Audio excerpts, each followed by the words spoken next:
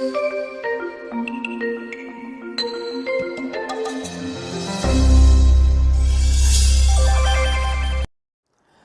13:24-30. Nagsalaysay muli si Jesus sa kanila ng isa pang talinghaga. Sinabi niya, "Ang kaharian ng langit ay katulad ng isang taong naghasik ng mabuting binhi sa kanyang bukid. Isang gabi, habang natutulog ang mga tao, dumating ang kanyang kaaway. Naghasik ng mapanirang damo sa triguhan at saka umalis. Nang tumubo at magbunga ang trigo, lumitaw din ang mapanirang damo. Kaya't pumunta ang mga utusan sa may-ari ng bukid at nagtanong, 'Hindi po ba mabuting binhi lamang ang inihasik ninyo sa inyong bukid? Bakit po may damo ngayon?' Sumagot siya, 'Isang kaaway ang may kagagawa nito.' Tinanong siya ng mga utusan, 'Bubunutin po ba namin ang mga damo?' 'Huwag. Baka mabunot pati ang mga trigo,' sagot niya. 'Hayaan na lamang ninyong lumago kapwa ang damo at ang trigo hanggang sa anihan. Sa pag-aani, sasabihin ko sa mga tagapag-ani, ipunin muna ninyo ang mga damo at inyong pagbigkis-bigkisin at saka sunugin. Pagkatapos, ipunin naman ninyo ang mga trigo sa aking kamalig.'" Isang kwento na napakalinaw ng leksyon, na may magandang katuruan para sa atin, na sinambit ni Jesus noon na hanggang ngayon ay may mga gininto ang butil pa rin ng karunungan.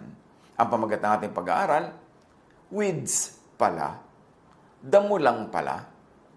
Ano ang mga main ideas dito sa ating binasang kwento? That for a while, the undesirable is allowed to coexist with the desirable. The bad is allowed to coexist with the good. But time will come when the bad will be identified, isolated, and burned. Now apply this to anything and everything. Sa biglang tingin, nakakalito kung alin ang mabuti at alin ang masama, alin ang kaibig-ibig at hindi kaibig-ibig, alin ang dapat na nandyan at alin ang dapat ay wala dyan. Sa biglang tingin, magkakasama sila, madali tayong malito. At sa teaching ni Jesus, magkakasama ang mga mabubuti at hindi mabuti sa isang lugar, sa isang oras, sa isang panahon. Kaya dapat meron tayong mata para makilala natin kung alin ang mabuti para sa atin at alin ang hindi. Many things will be thrown away in time. Napakalinaw niyang itinuro yan. Many things will be burned in the end. So know weeds from wheat. Kilalanin ang mga damo mula sa tunay na tanim. Sa example nila, trigo, sa atin naman palay o anumang namumungang bagay na kailangan natin sa buhay na tinutubuan ng mga damo sa pagitan. Sinisiksikan ng mga damo na sasamahan ng mga damo. Do not invest in weeds, in what is destined for destruction, in what will be thrown away as refuse. Sa buhay, meron tayong limitadong oras, limitadong lakas, limitadong resources. Huwag natin itong ipamuhunan sa mga bagay na dapat ay nakikilala nating walang mabuting pupuntahan. Huwag nating sayangin ang ating panahon, ang ating oras, ang ating lakas, ang ating pananalapi, ang ating mga resources sa mga bagay na hindi mabuti. Kasi darating ang panahon, kahit nandyan yan ngayon, yan ay ihihiwalay at susunugin, itatapon.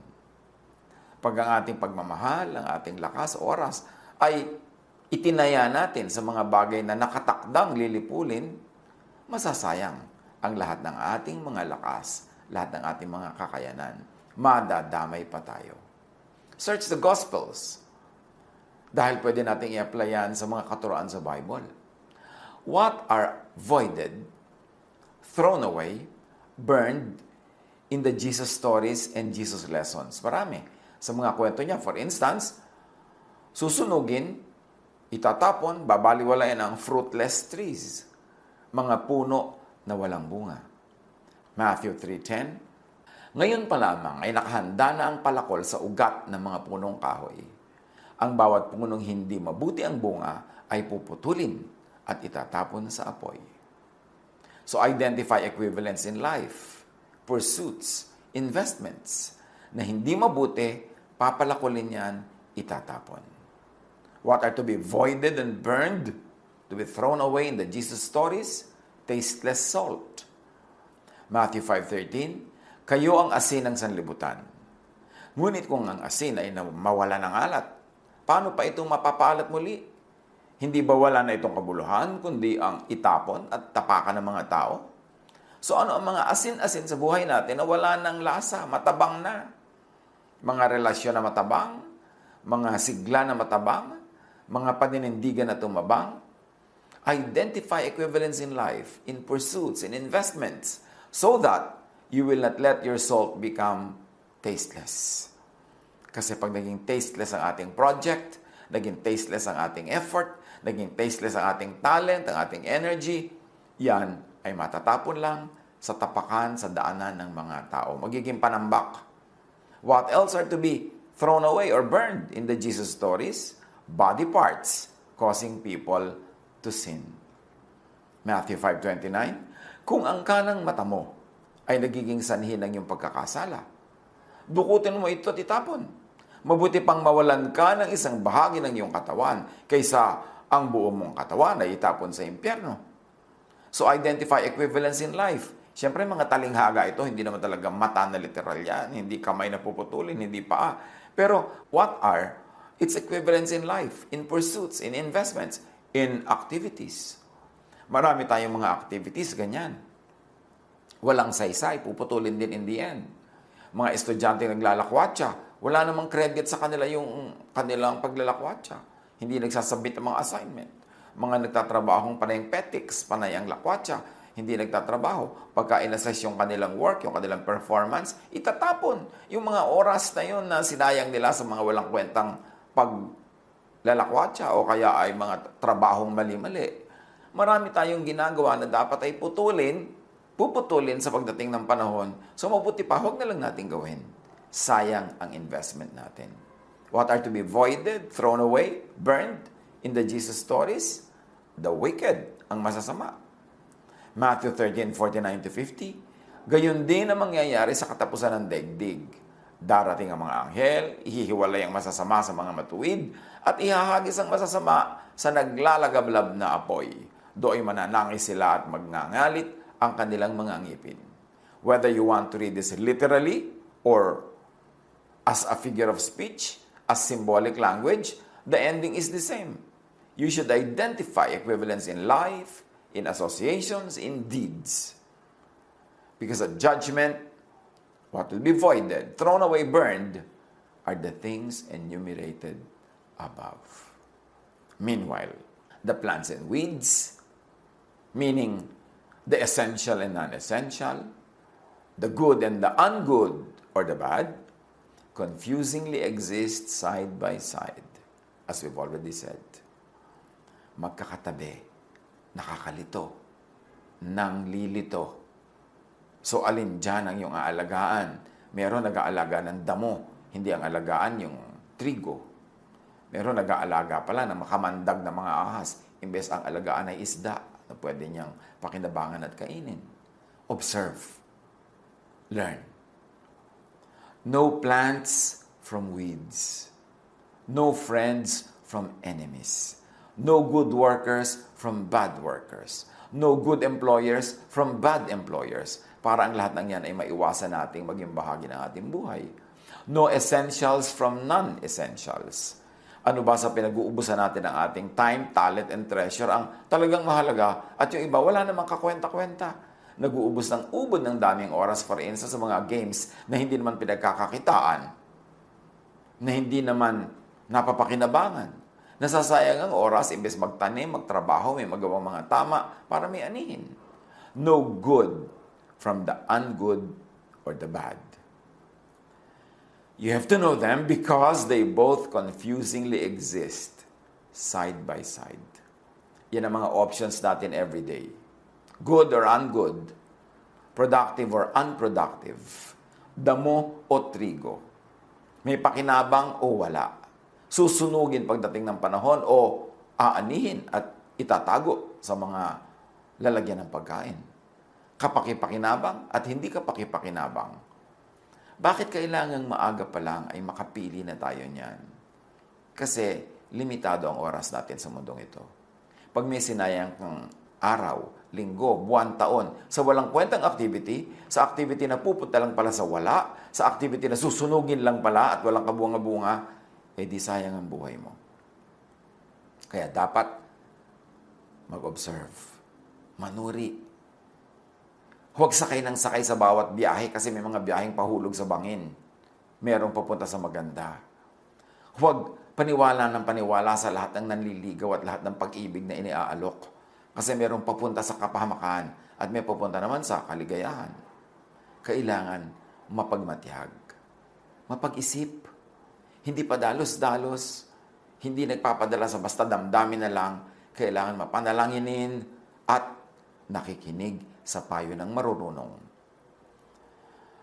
Tama at maling, mabuti at masamang katuruan, gawain, choices, tao are here with us side by side. Matthew 7:17, mabuti ang bunga ng mabuting puno, subalit masama ang bunga ng masamang puno. So kilalanin ang lahat sa pamamagitan ng pagtingin sa bunga. Kilalanin ang lahat sa bunga, hindi sa dahon, hindi sa ugat, hindi sa puno, bunga. Ano ba ang bunga? So ang ginagawa ng isang tao, maganda ba ang bunga? O tatay ka, sugal ka ng sugal. Anong bunga? Pangit. Nauubusan ka ng pambigay sa pamilya mo, pambili ng pagkain, pambayad ng mga bills, pang-enroll sa school.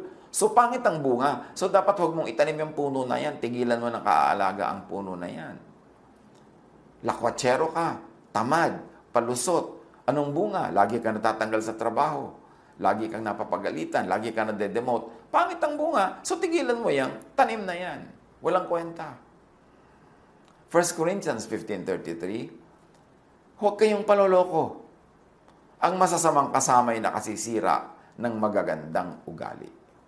So mamili pati ng kasama, ng kaibigan, ng papakinggan, ng ka-chat, ng ka-text, ng ka-FaceTime. Kasi napakaraming napahamak, kakakausap sa mga ganyan.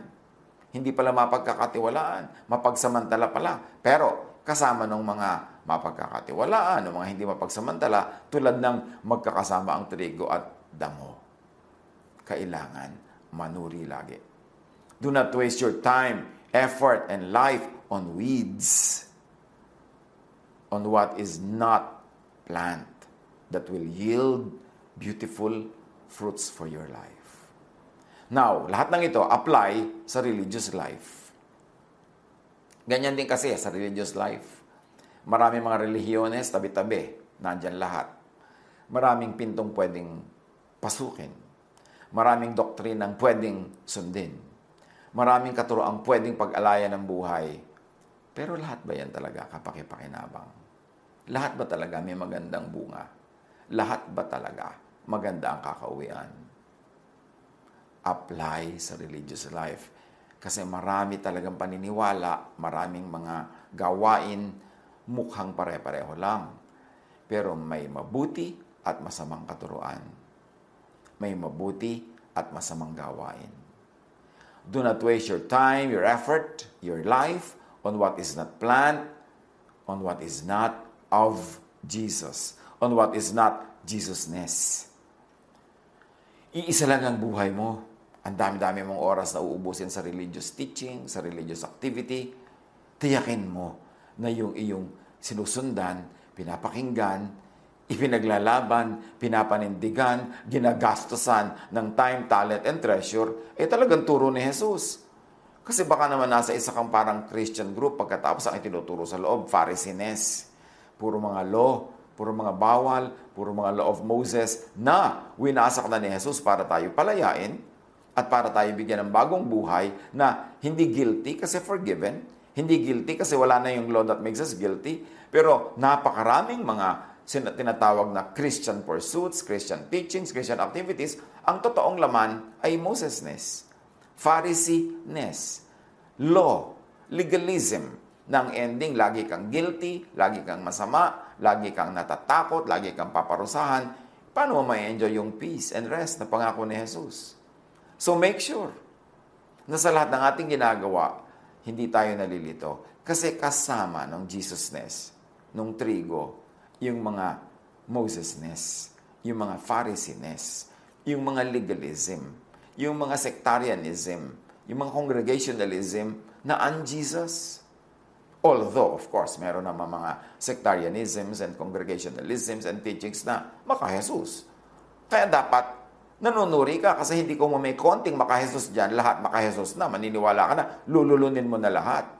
Kailangan salain sa Jesus filter ang lahat ng mga katuruan para hindi masayang ang oras mo sa relihiyon.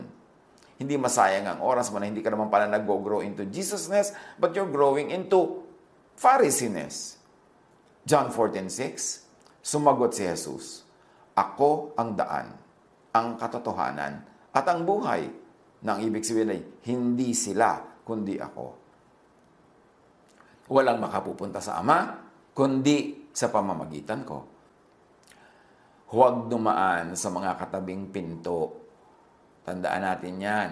Narito ang pinto ni Jesus, pero maraming dyan nakalagay Christian Door 2, Christian Door 3, Christian Door 4. Pero pagpasok mo sa loob, hindi pala Jesus ang laman. Ang laman pala, Pharisees. Marami kasi, akala mo, Jesus na Jesus sa labas eh. Pero pag pumasok ka, hindi, ang liit-liit ng Jesus doon. Ang malaki yung Pharisee. Puro pang-uusig, puro batas, puro bawal, puro guilt, puro fear. Kabaligtaran ng turo ni Jesus. So yung trigo, nahaluan ng maraming damo. Tiyakin natin na nandun tayo sa trigo at hindi sa damo. Galatians 5:6, sa mga nakipag-isa na kay Kristo Jesus, hindi na mahalaga kung ang isang tao ay tuli o hindi. Ang mahalaga ay ang pananampalatayang nakikita sa mga gawaing udyok ng pag-ibig. Dito, pinag-aaway-awayan kasi kung dapat magpatuli ang lahat kahit na hindi ka Jew, na Gentile ka, naging Christian ka, magpapatuli ka pa ba like a Jew or not? At yan ay pinagpipilitan ng marami noon na Jewish Christians. Pero sabi dito ni Paul, hindi na mahalaga yan. Ang mahalaga, ang ending ng lahat ng katuroan na natatanggap mo, ang ending ng lahat ng katuroang sinusunod mo, ang ending lahat ng ginagawa mo, ibinibigay mo at tinatanggap mo, ay love.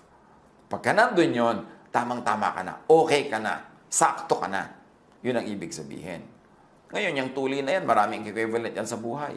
Maraming napaka-concerned about anong kakainin mo, anong isusuot mo, anong hairstyle mo, ano ang mode ng iyong baptism, ano ang mode ng iyong pagkain ng mga Lord's Supper, kailan ka sasamba, anong araw. Yan ay pinag-aaway-awayan tulad ng tuli. Pero ang sabi ni Paul, pag i-apply natin dyan, ang mahalaga, ang ending ay ito, loving ka ba? At ang natatanggap mo ba sa kapatiran ay love din? Kasi kung hindi ganun ang ending, sayang ang lahat ng pag-aaway, pag-aaral, at pagtatalo-talo tungkol dyan sa law, tungkol sa mga regulations and ordinances. Huwag sumali sa hindi maka-Jesus, sa hindi maibiging gawa. Huwag sumali sa mga mapang-away, mahilig makipagtalo, mahilig magaling, na laging ginajudge ang iba, laging mali ang iba, nililibak at pinagtatawanan, at itinataas lang ang sarili. Hindi ganon ang maka-Jesus na katuruan. Huwag sumali sa mga maka-Pharisee na gawa. Yung mahilig sa self-righteousness, mahilig sa judgmentalism, at sa pagpaparusa sa kapwa na itinuturing nilang hindi nila kasing banal. Romans 13:9, ang mga utos gaya ng huwag kang mangangalunya, huwag kang papatay, huwag kang magnanakaw, huwag mong pagnanasaang maangkin ang pag-aari ng iba, at alinmang utos sa tulad ng mga ito, ay nauuwing lahat sa iisang utos. Ibigin mo ang iyong kapwa gaya ng pag-ibig mo sa iyong sarili. So sabi ni Jesus, ang lahat ng second part ng kautusan, kasi yung first part, love God, ang lahat ng second part is just love others. Be considerate, be kind, be merciful, be just. Sabi ganun, ang lahat ng ito, ang ibig sabihin lang, love others. So when you love, nagawa mo na lahat ng kautusan kahit hindi ka gumawa ng mga detalye na yan kasi ang mahalaga yung overarching, yung overall teaching which is to love. So kung loving ka, tuloy ka o hindi, mahal ka ng Diyos. Kung loving ka, ano man ang kinakain mo, ano man ang sinusuot mo, ano man ang haba ng iyong buhok, mahal ka ng Diyos. Kasi ang lahat ng tunay na gustong tumbukin ng mga kautosan na yan, maging loving ka. Pero kung sa pagsunod mo ng mga kautosan, sa pagpapairal mo ng mga kautosan, baligtad ang nangyari, hindi ka naging loving, naging hateful ka pa, naging self-righteous ka pa, at nananakit ka pa, nang babato ka hanggang mamatay, di na-defeat yung purpose ng law, which is to love. So be masters of love and loving. Huwag sumunod sa hindi maibiging application ng law. Kasama doon sa mga trigo ang mga damo. So kasama sa mga magagandang turo ni Jesus, yung mga turo ng mga Pharisees. Paano mo malalaman? You will know them by their fruits, di ba? So pag in-apply mo ang isang katuruan, pinairal mo ito, ang resulta ba ay love, peace, rest, o hindi? Kasi kung hindi, hindi yan kay Jesus, huwag pagsayangan ng panahon.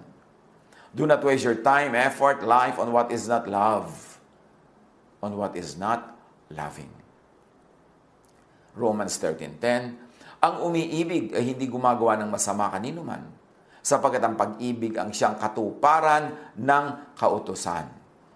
So lahat ng kautusan na yan, marami nakakalito, isa lang dapat ang ending, naging loving ka.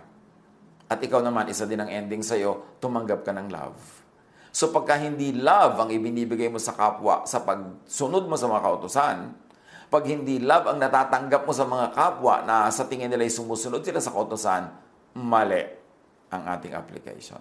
Sayang. Kasama yan sa mga damo na susunugin. Itatapon pagdating ng oras.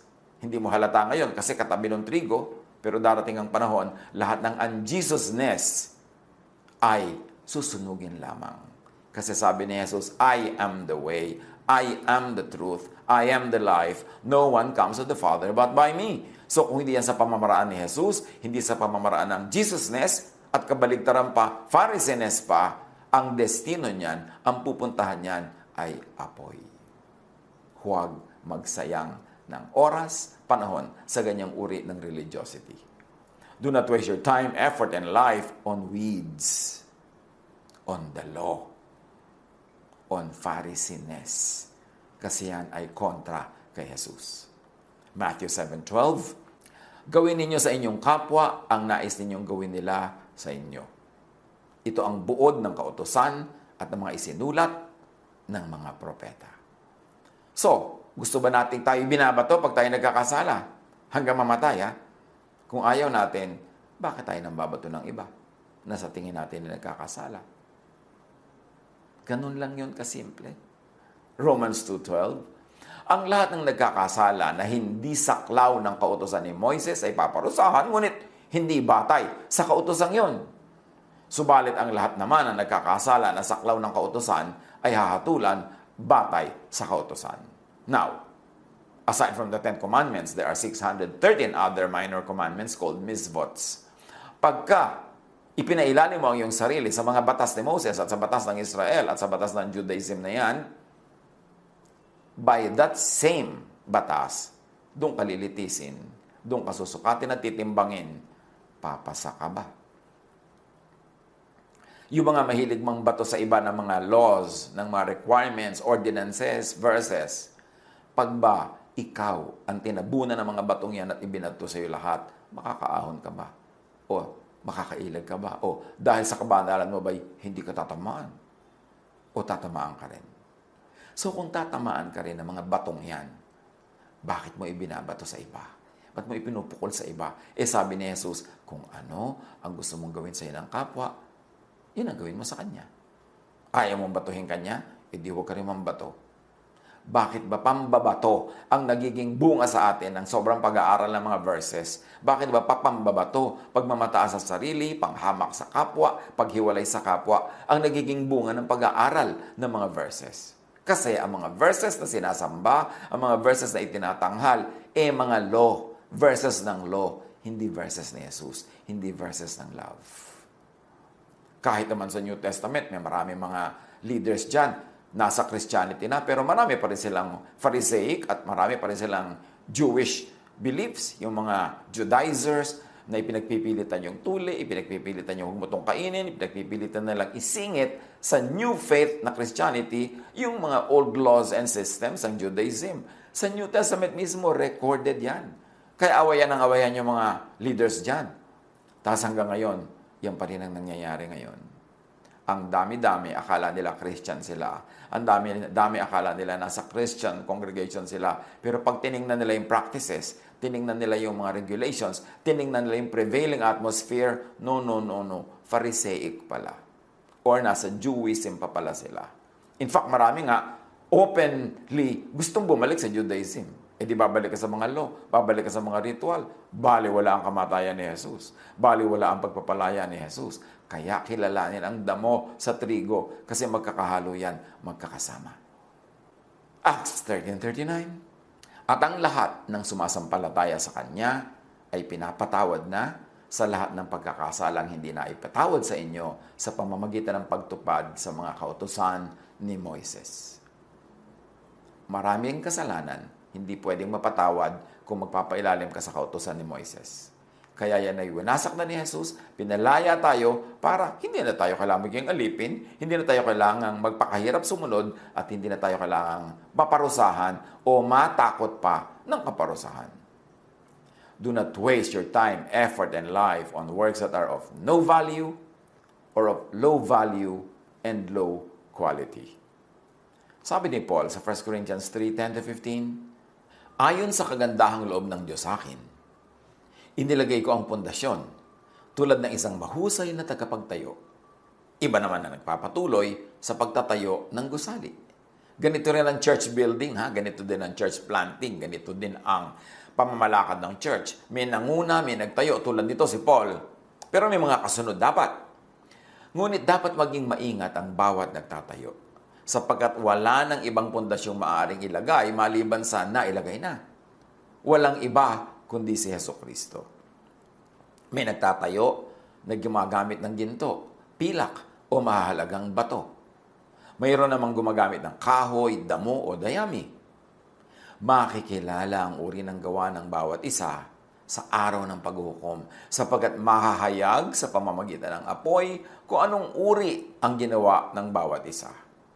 Kung ang itinayo sa ibabaw ng pundasyon ay hindi masunog, tatanggap ng gantimpala ang nagtayo noon. Ngunit, kung masunog naman, mawawalan siya ng gantimpala. Gayunman, maliligtas siya. Kaya lang, ay para siyang nagdaan sa apoy. In other words, wala siyang kadala-dala, natupok din lahat. Huwag sayangin ang oras, pagod, buhay, sa religious weeds lang pala. Meaning, ang dami-dami mong oras sa relihiyon, yung paling ginagawa mo nang walang katuturan, walang value sa langit. Susuriin, may value ba ito? Ang pinakamahalagang value kung ang effect, loving. Kung ang method, loving. Huwag sayangin ang friendships, goodwill and pleasures, happiness and satisfaction para sa religious weeds lang pala. Anong ibig sabihin natin? Maraming pagkakaibigan ang nasisira dahil sa relihiyon, dahil sa doktrina. Maraming magandang pakikitungo, pagmamabutihan ang nasisira dahil sa mga katuroan, dahil sa doktrina dyan. At marami ring personal pleasures, ligaya, satisfaction, ang nasasakripisyo dahil sa mga doktrina. Ang tanong, yung doktrina ba galing kay Jesus o galing sa Pharisee? Yan ba ay trigo o damo? Huwag magsayang sa mga bagay na weeds lang pala. Damo lang pala. Tutupukin lang pala. Itatapon lang pala. So, suriin natin ang ating practical life, spiritual life, religious life.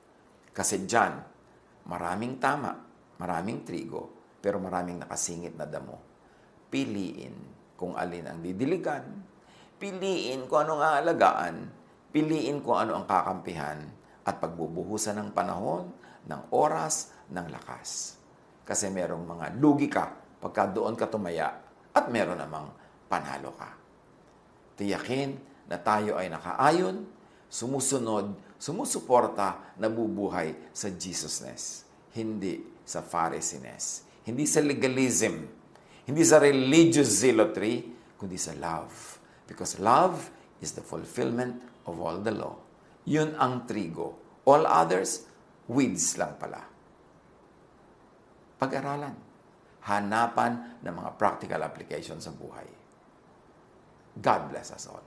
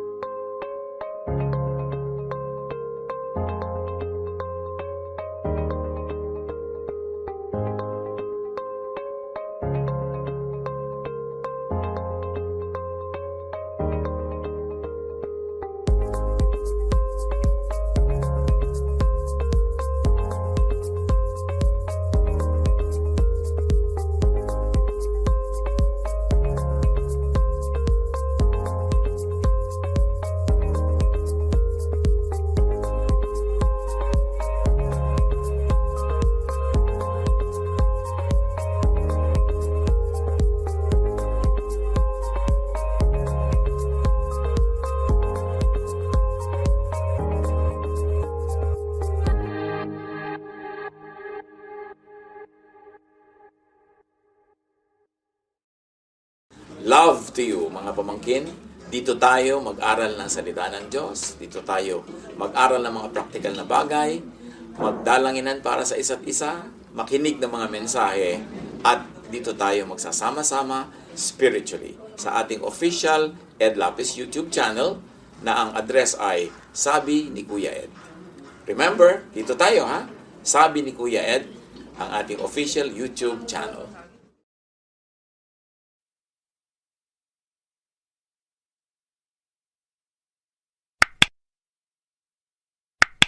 Do not forget to subscribe.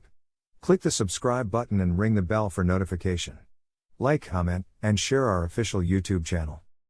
Visit Ed Lapis website for daily devotion, audio podcast, latest video message, send your prayer request, subscribe to mailing list and more. Visit edlapis.com.ph.